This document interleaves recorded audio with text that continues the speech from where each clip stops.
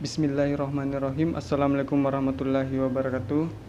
Perkenalkan, nama saya Tommy Saputra, Prodi Ekonomi Syariah semester 6D.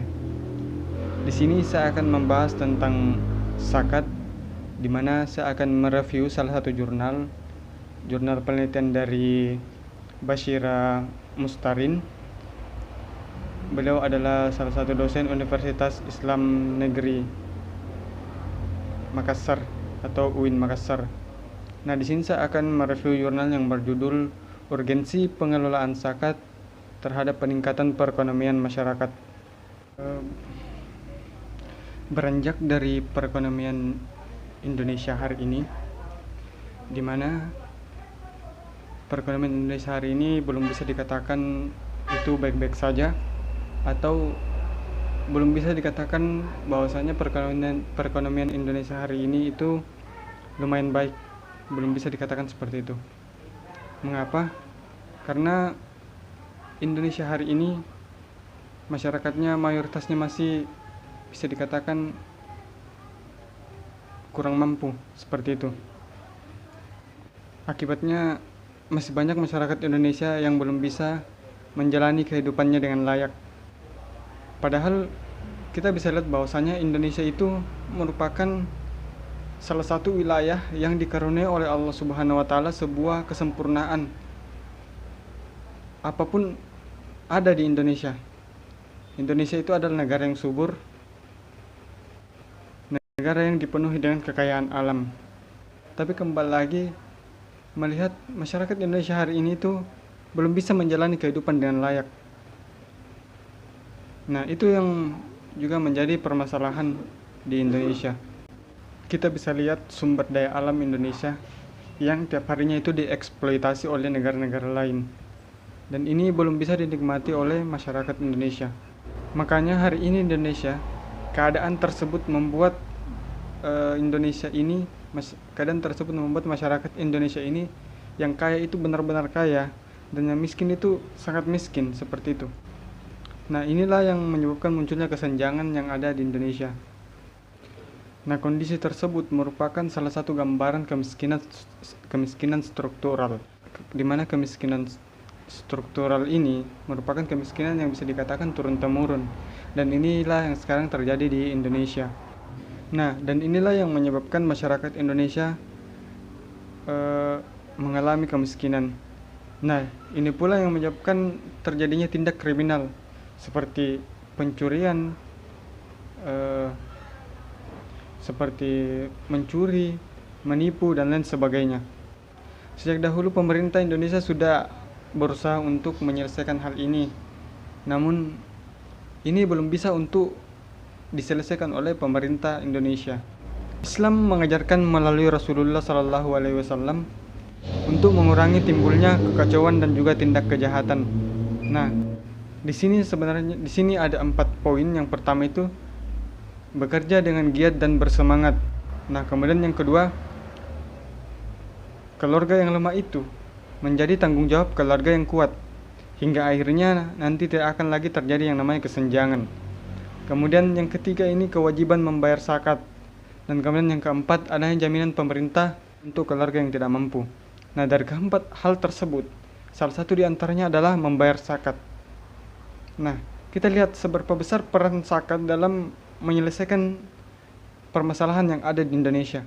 Dan ini tentu menjadi suatu kewajiban yang memang seharusnya dilaksanakan oleh masyarakat Indonesia, yang mana masyarakat Indonesia ini bisa kita katakan notabene itu adalah kaum muslim yang seharusnya membayar zakat, di mana berdasarkan peraturan perundang-undangan nomor 23 tahun 2011 yang menyangkut konsep dan hukum zakat, bagaimana mekanisme pengelolaan zakat dan juga pendaya gunaannya.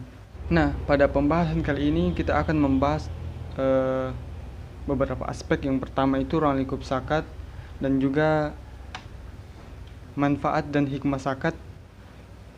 Kemudian yang ketiga itu pengelolaan zakat di Indonesia, dan yang keempat potensi zakat pada sektor ekonomi. Kemudian yang kelima, arah hasil pengelolaan zakat terhadap peningkatan ekonomi. Yang pertama kita akan membahas tentang ruang lingkup zakat. Nah, pertama kita beralih dulu ke hukum tata negara. Undang-Undang Nomor 23 Tahun 2011 tentang pengelolaan zakat pada bab 1 pasal 1 itu menyatakan bahwa zakat adalah sesuatu yang wajib dikeluarkan oleh umat muslim atau badan usaha untuk diberikan kepada yang berhak menerimanya sesuai dengan syariat Islam. Nah, di mana dalam zakat dalam Islam sendiri sudah ditetapkan ada 8 asnaf yang berhak menerima zakat. Nah, kita beralih ke hukum Islam. Dalam surah Al-Baqarah ayat 43 yang berbunyi, "Wa haqimus shalah wa atus zakat warka'u ma'ar raki'in." Dan dirikanlah salat, tunaikan zakat dan rukuklah bersama dengan orang-orang yang ruku.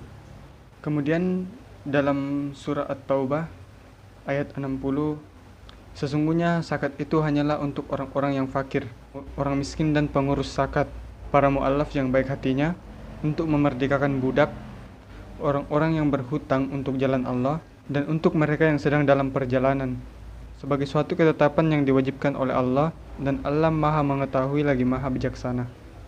Secara umum zakat itu terdiri dari 2 macam. Yang pertama, zakat yang berhubungan dengan jiwa manusia, zakat nafs atau badan, yaitu zakat fitrah. Kemudian yang kedua, zakat yang berhubungan dengan harta atau biasa disebut dengan zakat mal.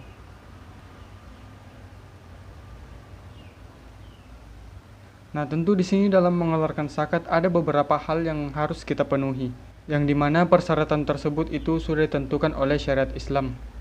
Persyaratan yang dimaksud di sini adalah persyaratan yang harus dipenuhi dari sisi wajib zakat dan juga dari sisi zakat harta yang harus dikeluarkan. Nah, di mana syarat ini itu terbagi menjadi 2, yaitu syarat wajib dan juga syarat sah. Nah, di sini ada pun syarat wajib. Yang pertama itu merdeka. Merdeka artinya di sini bisa dikatakan seseorang yang dikenai kewajiban untuk membayar zakat. Kemudian yang kedua itu muslim. Nah, orang yang wajib membayar zakat itu adalah orang-orang yang muslim saja. Orang non-muslim itu tidak diwajibkan untuk membayar zakat. Adapun untuk mereka yang murtad, ini sebenarnya mengalami perbedaan pendapat. Menurut Imam Syafi'i sendiri itu, orang murtad diwajibkan membayar zakat terhadap hartanya sebelum dia murtad. Sedangkan menurut Imam Hanafi, seseorang yang murtad tidak dikenai kewajiban untuk membayar zakat terhadapnya karena perbuatan ridahnya atau berpaling dari agama Islam. Kemudian yang ketiga itu balik dan berakal. Artinya di sini orang yang wajib membayar zakat itu adalah orang-orang yang sudah dewasa. Kemudian yang keempat itu harta. Nah, maksudnya di sini harta yang ingin kita keluarkan zakatnya itu adalah harta yang memang wajib untuk disakati, yang memang ada zakatnya, atau bisa dikatakan sesuatu yang kita miliki yang tidak diharamkan oleh Allah Subhanahu wa taala. Kemudian yang kelima itu harta tersebut sudah mencapai nisabnya, atau bisa dikatakan harta tersebut sudah tercapai ukuran atau jumlahnya untuk dikeluarkan zakatnya. Kemudian yang keenam itu harta tersebut adalah harta milik penuh. Artinya di sini harta ini merupakan seutuhnya milik pribadi dan tidak ada lagi campur tangan orang lain. Kemudian yang kedelapan ini tidak adanya hutang. Artinya harta yang kita miliki ini untuk kita keluarkan zakatnya itu tidak berhutang. Kemudian yang kesembilan ini melebihi kebutuhan dasar atau kebutuhan pokok. Artinya barang-barang yang dimiliki untuk kebutuhan pokok seperti rumah pemukiman, alat-alat kerajinan, alat-alat industri, sarana transportasi dan juga angkutan seperti mobil dan perabotan rumah tangga tidak dikenakan zakat. Demikian juga uang simpanan yang dicadangkan untuk melunasi utang. Ini tidak diwajibkan zakat karena seseorang kreditor ini tentu pasti memerlukan uang yang ada di tangannya untuk melepaskan diri dari cengkeraman hutang tersebut. Kemudian yang ke-10 ini, harta tersebut merupakan harta yang didapatkan dengan cara yang baik dan halal. Kemudian kita masuk ke pembahasan kedua, yaitu manfaat dan hikmah zakat. Tentunya di sini zakat memiliki manfaat yang sangat besar serta hikmah yang sangat besar bagi orang-orang yang memang mau untuk mengeluarkan zakatnya.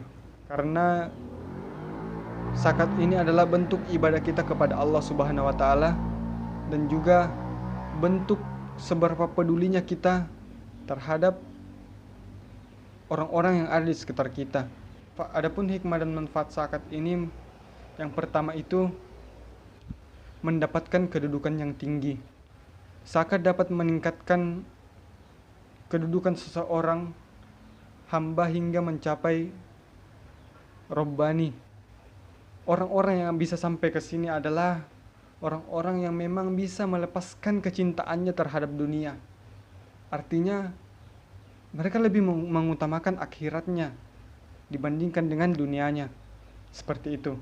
Kemudian yang kedua, terapi penyakit cinta harta. Nah, seperti yang katakan saya tadi bahwasanya terapi itu penting. Jika ada orang yang sakit itu, kebanyakan itu diterapi untuk menghilangkan penyakitnya. Dan kecintaan terhadap dunia itu merupakan penyakit yang sangat fatal bagi setiap manusia. Ketika kita sudah mencintai dunia, maka kita akan terjerumus ke lubang yang hitam. Artinya, kita tidak akan pernah mendapat surganya Allah. Seperti itu. Itu adalah manfaat mengeluarkan zakat. Sehingga agar kita ini bisa terhindar dari yang namanya kecintaan terhadap dunia. Karena sebenarnya itu tempat terakhir peristirahatan terakhir kita dan tempat abadi kita itu adalah di akhirat, bukan di dunia. Di dunia kita ini hanya sementara. Kemudian hikmah dari zakat. Nah, hikmah dari zakat ini ialah dengan mengeluarkan zakat itu bisa membersihkan jiwa dari penyakit kikir. Nah, dimana jika penyakit kikir ini telah menguasai diri seseorang, ia tidak akan mampu lagi melepaskan dirinya dari penyakit tersebut. Dimana penyakit kikir ini tentu akan mendatangkan murkanya Allah terhadap setiap manusia. Harta orang-orang yang kikir ini nantinya akan menjadi bahan bakar yang akan membakar pemiliknya jika sifat kikir itu masih ada dalam diri manusia. Kemudian manfaat dari zakat yang kedua itu bahagia dunia dan akhirat. Dan tentu inilah yang diinginkan oleh setiap manusia. Bagaimana mereka bisa bahagia dunia dan akhirat. Tapi kebanyakan manusia itu hanya menginginkan yang namanya, semua manusia itu menginginkan yang namanya bahagia dunia dan akhirat, tapi secara implementasinya itu tidak sama sekali. Mereka lebih cinta terhadap dunianya. Nah, ketika kita sudah berani untuk mengeluarkan zakat, kita sudah ikhlas untuk mengeluarkan zakat, maka tentu ini akan menjadi langkah awal bagi kita untuk bisa mencapai impian kita atau impian semua manusia, yaitu bahagia dunia dan akhirat atau meninggal dalam keadaan husnul khatimah. Nah, kemudian yang terakhir itu terhindar dari orang fakir. Mengapa dikatakan dalam jurnal ini terhindar dari orang fakir? Karena memang terkadang banyak orang yang kaya yang tadinya orang-orang itu kikir pasti mendapat cemohan atau gibahan dari orang-orang yang fakir. Setiap orang pasti memiliki yang namanya pendapat tersendiri atau argumen tersendiri, atau mereka bisa berasumsi terhadap orang lain. Dan memang kewajiban setiap orang kaya itu adalah bagaimana mereka bisa menghidupi orang miskin. Artinya mereka bisa menanggung setidaknya meringankan beban orang-orang yang miskin atau orang-orang yang fakir miskin. Nah, ketika kita tidak mau mengeluarkan zakat, otomatis orang-orang fakir akan beranggapan kepada kita bahwasanya dia orang kaya tapi nggak mau mengeluarkan zakat. Pasti akan ada cerita-cerita yang membuat nantinya bisa dikatakan cerita ini bukanlah cerita belaka. Artinya ini adalah sebuah fakta yang akhirnya nanti itu akan membawa kita terjerumus ke dalam api neraka. Nah, akibat dari kecemburuan orang-orang fakirnya nanti ini, itu akan bisa dikatakan akan timbul yang namanya tindak kejahatan seperti pencurian.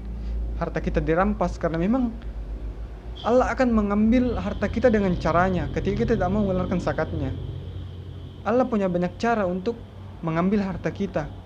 Apakah dengan membakar harta kita di dunia, ataukah dengan melalui tindak kejahatan, tindak kriminal berupa pencurian dan lain sebagainya. Seperti itu.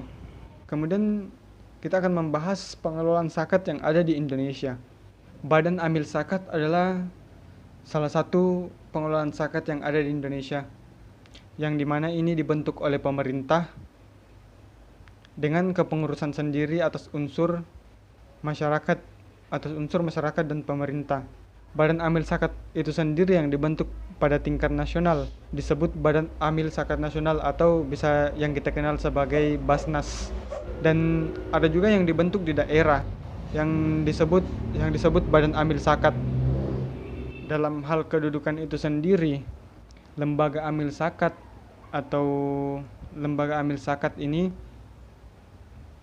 sebagai pengelola zakat itu berbeda dengan Badan Amil Zakat, yang dimana ini dibentuk oleh negara. Lembaga Amil Zakat ini merupakan organisasi yang tumbuh atas dasar inspirasi masyarakat, yang memiliki tugas membantu pengumpulan, pendistribusian, dan pendayagunaan zakat itu sendiri. Seperti itu. Kemudian potensi zakat ini pada sektor ekonomi. Nah, di mana sektor perekonomian ini merupakan sektor yang paling penting dalam pembahasan zakat. Melalui sektor ini tentu dapat dijadikan barometer dalam peningkatan perekonomian suatu negara. Artinya untuk mengukur tingkat perekonomian suatu negara, perekonomian ini yang tentu menjadi barometer untuk mengukur tingkat perkembangan suatu negara atau pertumbuhan ekonomi suatu negara. Dengan kata lain, tentu zakat ini sangat berperan penting dalam sebuah negara jika pengelolaan, pendistribusian, dan pendayagunaannya itu bisa dilaksanakan atau diimplementasikan dengan baik sesuai dengan syariat Islam. Dengan dilakukannya penyaluran pendistribusian zakat ini secara merata, maka ini tentu akan memajukan perekonomian suatu negara, dan masyarakat miskin tentunya di sini akan lama-kelamaan akan berkurang jika betul-betul potensi zakat ini betul-betul dimanfaatkan dengan baik dan dialokasikan secara merata, di mana suatu pembangunan dalam sebuah negara ini itu bisa dikatakan berhasil apabila mampu meningkatkan perekonomian masyarakat itu dalam kurun waktu yang panjang, atau bisa dikatakan dalam jangka panjang. Dan ini bisa diukur dari perekonomian masyarakat yang prima, tingkat pendidikan yang memadai, dibarengi juga dengan tingkat pendapatan per kapita yang tinggi. Akan tetapi kita bisa lihat potensi zakat di Indonesia itu sangat besar. Akan tetapi yang menjadi permasalahan, realisasi dari potensi zakat itu tadi hanya bisa terrealisasikan hanya 1%. Nah, ini yang tentu menjadi permasalahan juga di Indonesia. Apabila betul-betul potensi zakat ini bisa dimaksimalkan, atau setidaknya 80% bisa dikelola oleh badan zakat yang ada di Indonesia, otomatis APBN pemerintah itu sudah tidak diperlukan lagi hanya untuk memberantas kemiskinan. Cukup zakat ini mampu untuk bisa menyelesaikan kemiskinan yang ada di Indonesia, dan APBN sendiri itu bisa dimanfaatkan untuk pembangunan infrastruktur. Seperti itu. Kemudian yang terakhir yang akan kita bahas adalah arah dan hasil pengelolaan zakat terhadap peningkatan ekonomi. Dari hasil penelitian tentang keempat program besar pendayagunaan hasil pengumpulan zakat yang diterima oleh lembaga amil zakat, dibagi dalam dua pola besar.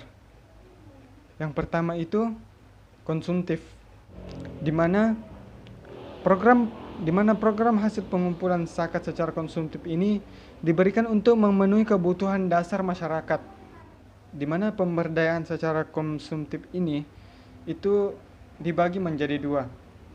Yang pertama itu konsumtif tradisional, di mana zakat dibagikan secara langsung kepada mustahik untuk konsumsi sehari-hari, seperti pembagian zakat fitrah berupa beras dan uang kepada fakir miskin setiap Idul Fitri, atau pembagian zakat mal secara langsung oleh para musaki ke daerah-daerah lembaga binaan amil zakat. Kemudian yang kedua itu konsumtif kreatif. Nah, di mana konsumtif kreatif ini merupakan zakat yang diwujudkan dalam bentuk barang dan digunakan untuk orang miskin untuk mengatasi permasalahan sosial ekonomi yang memang ini menjadi bahan permasalahan sehari-harinya oleh masyarakat, di mana bantuan tersebut antara lain berupa perlengkapan sekolah dan juga beasiswa untuk para pelajar, dan juga bantuan perlengkapan ibadah seperti sarung dan mukena serta juga obat-obatan yang disediakan pada posyandu yang ada pada daerah-daerah binaan amil zakat. Kemudian pola produktif. Pola penyaluran hasil zakat secara produktif ini dilakukan melalui pemberian bantuan dana berupa modal usaha untuk masyarakat miskin dan juga pendidikan gratis dalam bentuk beasiswa dan pelayanan kesehatan gratis. Dan di mana di sini penyaluran zakat itu digolongkan menjadi dua, yaitu pertama produktif tradisional dan juga yang kedua itu produktif kreatif. Nah, di mana produktif konvensional ini zakat diberikan dalam bentuk barang produktif, di mana dengan menggunakan barang ini para mustahik dapat membuka yang namanya usaha, seperti pemberian mesin jahit atau memberikan pelatihan untuk pembekalan soft skill.